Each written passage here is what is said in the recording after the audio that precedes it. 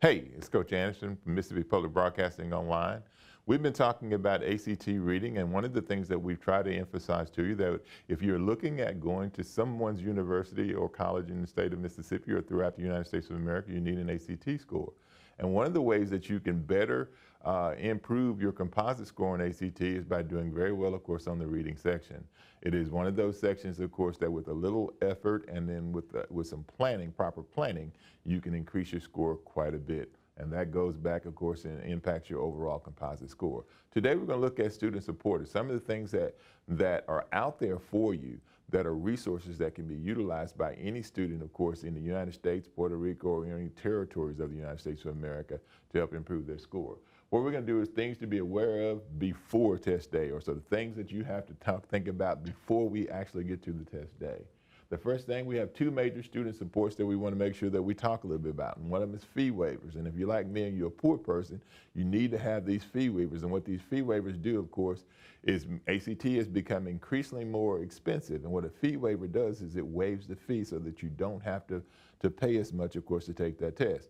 And also in terms of looking at accommodations, if you're or a person, of course, that or is a person with a disability of some sort, or if you are an English language learner or something, of course, that make taking ACT, of course, a little bit more of a challenge for you, there are some accommodations out there for you, and we'll talk about what some of those accommodations, of course, might be.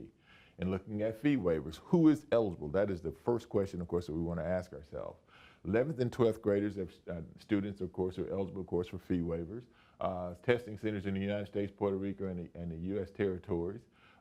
Students must meet at least one of the following qualifications. They have to be enrolled in a free or reduced lunch, enrolled in a program for the economically disadvantaged. They reside in a foster home or is homeless, or what we would call a McKinley-Vento student. A family, of course, resides in a low-income assistance or lives in a subsidized public housing. So anyone, of course, that would meet these qualifications would be eligible for a fee waiver. And if you have any question about that, contact your school counselor, and that school counselor, of course, can give you an idea of whether or not she thinks that you have a case, of course, to be eligible. The next thing we want to do is look at fee waivers continues. What is covered in terms of what does the waiver, of course, itself cover? One of the first things it covers, of course, is the registration fee. And as we said a few moments ago, it is very expensive, of course, to take ACT today. You may also get one report sent to your high school and at least 6 colleges. Additional score reports, of course, could be available. And then you have official ACT course reviews that you also may be eligible, of course, to view. More about fee waivers. Those who are eligible may use up to 4 free waivers. For more information, go to act.org. And remember what we said also, if you have a question about a fee waiver, make sure you see your school counselor. Accommodations. One of the things that we also, of course, try to want to make you aware of is that if you are a student with a disability of some sort, you may be, of course, eligible for an accommodation of some sort. In terms of looking at state and district qualifications, have to be met. But users must have a documented disability. The test coordinator at your school should submit requests, and students who have a disability but not a school plan in place can still apply for an accommodation.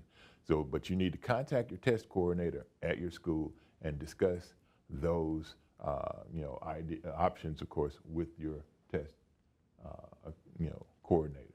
Accommodations continue. There are a few other things that we need to tell you about when it comes to accommodations.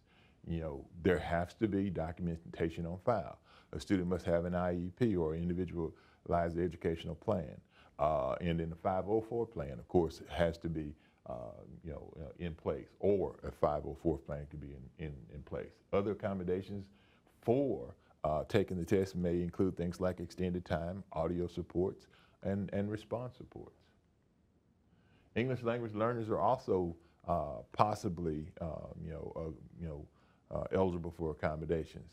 But there are certain qualifications that if you're an English language learner, of course, that you have to meet just like if you were a student with a disability. They must be enrolled in a school in the United States, U.S. territories, or Puerto Rico.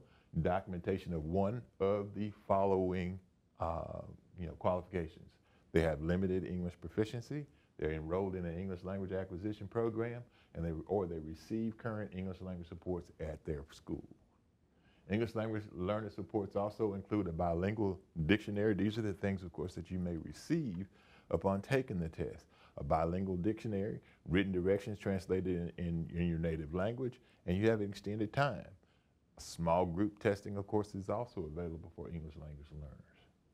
Now, what we try to do, of course, with lesson number 2 is tell you what some of the student supports were in terms of accommodations that may be available to you if you're a student with a disability, or if you're an English language learner, or if you're a student, of course, with a 504 plan. I would encourage you, of course, to get with your school test coordinator, you and your parents, of course, get with your school test coordinator and find out if you apply, if you are eligible for any of the fee waivers, or if you're eligible, of course, for accommodations. This is Coach Anderson from Mississippi Public Broadcasting Online. We hope you take this advice, and we'll see you next time.